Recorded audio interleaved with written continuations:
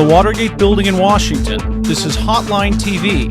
Now here are Hotline editors Amy Walter and John Mercurio. Good afternoon, everybody, and welcome to Hotline TV. I'm John Mercurio. And I'm Moira O'Brien, and welcome to another edition of Ad Watch. Yes! Are you still nervous?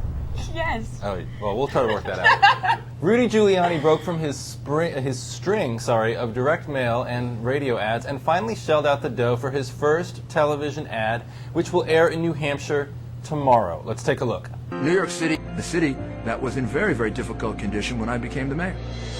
By the time I left office, New York City was being proclaimed as the best example of conservative government in the country. Most importantly, the spirit of the people of the city had changed. Instead of being hopeless, the large majority of people had hope. So I believe I've been tested in a way in which the American people can look to me. They're not going to find perfection, but they're going to find somebody who's dealt with crisis almost on a regular basis. Wait, what was that? What was that, Rudy? They're not going to find perfection. All right, Moira, you cover Rudy Giuliani better than anybody else in this town. What can we take away from this ad? Well, there's a couple things I noticed. I mean, first of all, the ad is very... When I first watched it, I mean, the New York Times pointed out today also that it's very Reagan-esque, sort of, and it's following the theme that Rudy's been going with the last week or two about, you know, the pre-9/11 Rudy in New York, how he turned the city around, his optimistic vision. Never actually mentions 9/11. Does not utter 9/11, which is quite amazing. But it really shows how dark and gritty New York was. Then all of a sudden, optimistic Rudy comes in and very Reagan-esque. Morning in Manhattan. Exactly.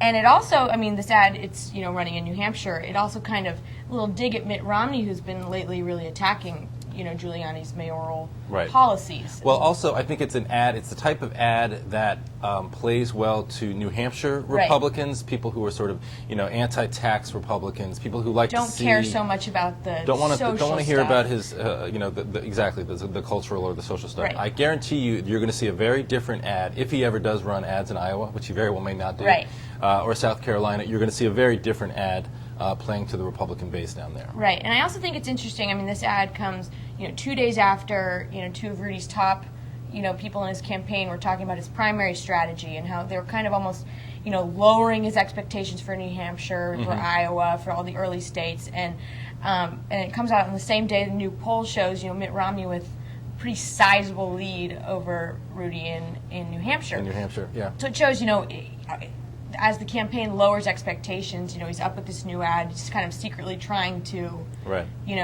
make a showing there. Because, who knows if Rudy could really survive a sweep in the early states. Very good points. But, frankly, the biggest story is just that, here we are. It's November 14th, and this is the first ad that the Republican frontrunner has put on air. It's amazing. In this campaign. You've already, just earlier this week we found out that Mitt Romney has spent over $10 million.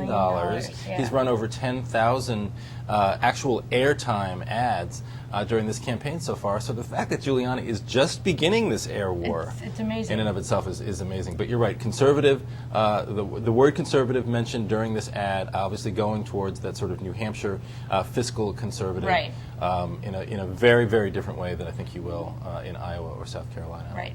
But as he mentions, here's my awkward transition here, as he mentions in his own ad, as we just played, he's not the perfect candidate.